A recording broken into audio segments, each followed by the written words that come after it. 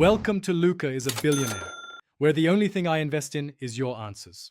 In this video, I will show how to debadge Infiniti G37 Easy Guide.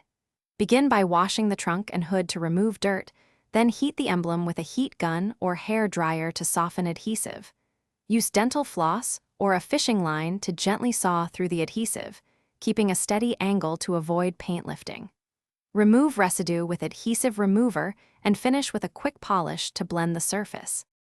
Prepare tools and safety gear before you start.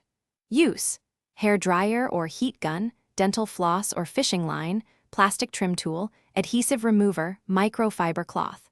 Put on gloves and eye protection to avoid cuts and chemical contact. Work in a shaded, ventilated area to prevent rapid cooling of adhesive and inhaling fumes.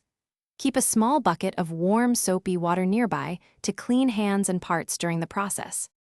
If you're finding this helpful, please subscribe and like to support the channel.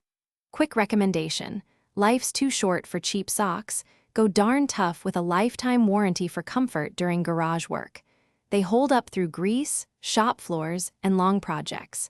Check the description for the link and other deals and grab a pair if you want extra comfort while you wrench. Now let's get back to the video. Take your time to prevent paint damage and always test methods on a hidden area. If paint lifts, stop and tape the edge, then use clay bar and polish to smooth. For stubborn badges, apply adhesive remover in small amounts and wait a few minutes before prying. Store removed emblems in a labeled bag if you plan to reattach them later, and keep bolts and clips organized. Take photos to remember placement and orientation. Thanks for watching and please subscribe. It's the best investment you'll ever make.